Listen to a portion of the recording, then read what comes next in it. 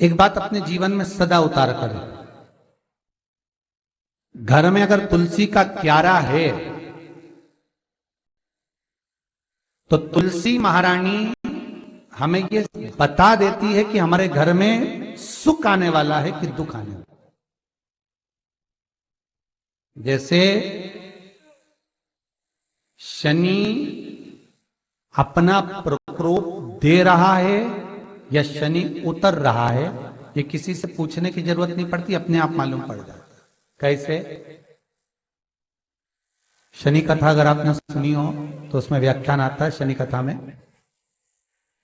पांव की चप्पल बार बार टूट रही हो,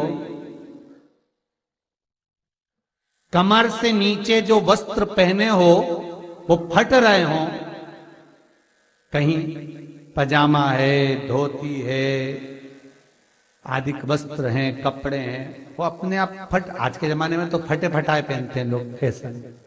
उसकी गारंटी नहीं है, उसका हम वर्णन नहीं कर रहे। हम जब पहनते हम समझ जाते हैं इसको शनि तो ऑलरेडी लगा ही हुआ। जब उनका घुटना घुटनी सब फटा हुआ दिखता है तो उसमें लग जाता है कि शनि पहले से लग गया बापड़ा, उनके पहने से तो मालूम पड़े। शनि का नियम है, शनि कथा कहती है पांव की चप्पल बार बार टूट रही हो, घिस गई हो, बद्दी टूट रही हो, कुछ कर रही हो, और अगर कमर से नीचे जो वस्त्र पहने हो वो अपने आप फट रहे हो, समझ लेना कि शनि पांव से प्रवेश कर रहा, मतलब अपनी प्रखरता शनि दिखा रहा। किसी मंदिर में गए महाराज और वहां जाने पर चप्पल चली गई तो समझ लेना शनि की कुदृष्टि अब पड़ना बंद होना चालू हो गया। कितना सुंदर कहा है महाराज। जूता चप्पल आज के जमाने में तो फैशन हो गई साहब, घर की चप्पल अलग होती है, बाहर की चप्पल अलग होती है। लोग घर में चप्पल किचन तक में पहन के जाते हैं। अरे पानी ले जाओ सियोर से। रसोई घर में लोग चप्पल पहन कर जाते हैं, जहां भगवान का प्रसाद बन रहा है, जहां अन्नपूर्णा निवास कर रही है, और पूछो तो कह किचन की चप्पल है तो माथे पे रख लो। तुम अपनी मां को जरूर देखना है एक बार, वो बूढ़ी मां कितनी बार किचन में चप्पल पहन कर गई, मुझे जरूर फोन कर कर बताना। बूढ़ी मां रसोई घर में आज भी बिना चप्पल के जाती है, और बहुओं की कहीं एड़ी नहीं फट जाए, ठंड नहीं बैठ जाए, इसलिए ये रसोई घर तक में चप्पल पहन कर जाती है। सूर्य नारायण की कथा पढ़ना, शनि महाराज की कथा पढ़ना, और गरुड़ पुराण की कथा पढ़ना, जिन जिन कथाओं का हम व्याख्यान कर रहे हैं उसको पढ़ना जरूर हो। क्या लिखा है? घर के अंदर जब चप्पल जाती है, रोग, बीमारी, कष्ट, तकलीफ चालू हो जाती है। तुमने चप्पल क्यों पहनी? ठंड नहीं बैठ जाए, रोग नहीं बैठ जाए। घर के अंदर उतना बढ़ गया, एक कालीन बिछा दो, एक दरी बिछा दो, मोटा आसन बिछा दो, जिस पर तुम चल लो। जरूरी है कि कई कई लोगों को तो हमने ये भी देखा कि कालीन पर भी चप्पल पहन के चलते, और ब्राह्मणों को भोजन परोस रहा है, गुरुजन को भोजन परोस रहा है, ठाकुर जी की थाली बना रहा है, ठाकुर जी का थाल लगा रहा है, तो भी चप्पल है पांव में। तेरा क्या होगा रे कालिया, क्या होगा? विचार तो करो। देह पड़ी रे जाए यहीं पर,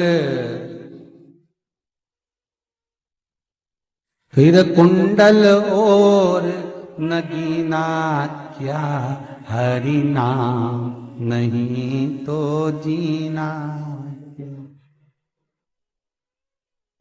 अभी भी सुधर जाओ रे, अभी भी सुधर जाओ, नहीं सुधरो तो सिधर जाओ रे, या तो सुधरो नहीं तो सिद्धरो, थोड़ा सुधरो। रसोई घर में अन्नपूर्णा रहती है। रसोई घर में शिव महापुराण की कथा कहती है जब भगवान शंकर को मां जगत जननी भोजन करा रही थी, शंकर जी ने वर मांगा था अन्नपूर्णा से, ए अन्नपूर्णे, तुम मेरे घर के बच्चों का भरण पोषण कर रही है। इस मृत्यु लोक में जितने मनुष्य जन्म लेते हैं ये मेरे पुत्र कहलाते हैं। तो अन्नपूर्णा ने कहा, चिंता मत करना भोलेनाथ, जिस जगह पर एक स्त्री, बेटी, कन्या या घर की बहू या बूढ़ी मां भोजन बनाएगी, उस जगह पर मैं अन्नपूर्णा उसके शरीर में प्रवेश करूंगी। और वो रसोई घर नहीं होगा, वो मेरा और तुम्हारा मंदिर कहलाएगा। अब मंदिर में चप्पल पहनकर भोजन का निर्माण करना ये श्रेष्ठता है। एक आसन पटक लो आप रसोई घर के अंदर, जिस आसन पे खड़े होकर आप भोजन बना लो, मोटा सा आसन रख लो, चप्पल की जरूरत ही नहीं।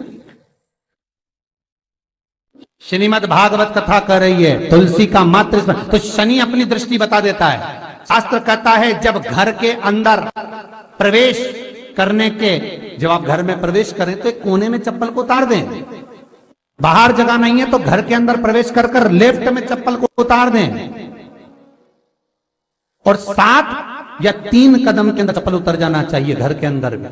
और उसके बाद अगर चप्पल अंदर प्रवेश कर रही है तो राहु केतु शनि के साथ प्रवेश करते हैं, जिसके घर में बीमारी कभी पीछा नहीं छोड़ती। शनि कथा, सूर्य की कथा का स्मरण करिए, आपको मालूम है, पहचान हो जाता है।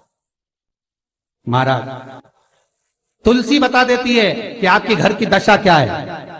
बार बार जल डालने के बाद भी तुलसी सूख रही है, बार बार आप पूजन कर रहे हैं, पाठ कर रहे हैं, तो भी तुलसी के दल सूख रहे हैं। तुलसी बता देगी कि तुम्हारे घर में तकलीफ आने वाली है, कष्ट आने वाला है, सूख रही है।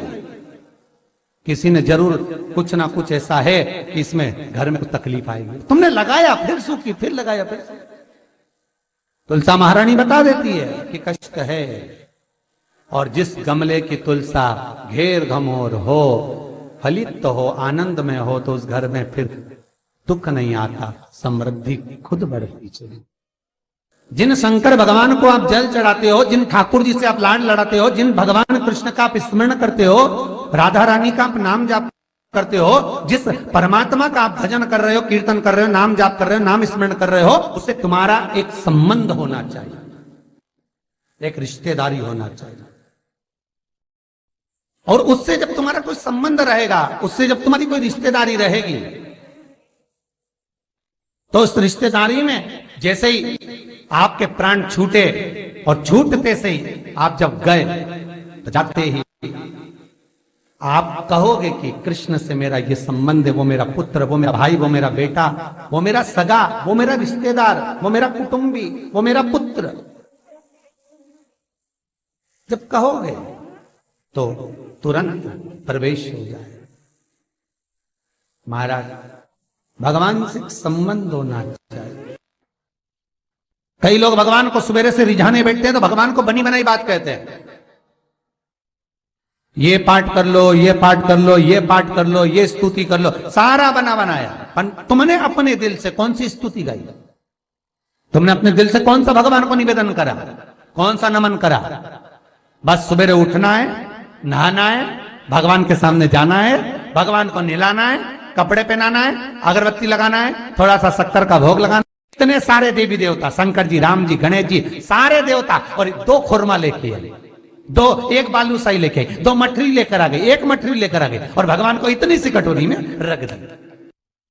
अब बोले, कई लोगों से पूछा, इतनी सी कटोरी में 1 मठरी, 1 खुरमा, और रोज मठरी खुरमा एक साथ नहीं रखती। वो तो आज दिन मठरी का भोग लगा दिया, कल खुरमे का लगाएगी, परसों गुजिया का, परसों पपड़िया का, कोई डब्बे में भरे भराए रखे, रख दिया। और 1 लड्डू रोज लगा देगी, इतना बड़ा। तो पूछा, इतना सा लड्डू और इतने सारे भगवान कैसे खाते होंगे? तो क्या भाव से। तो हमने कहा, तुम भगवान को क्यों? बहुत दुख है गुरु जी, बहुत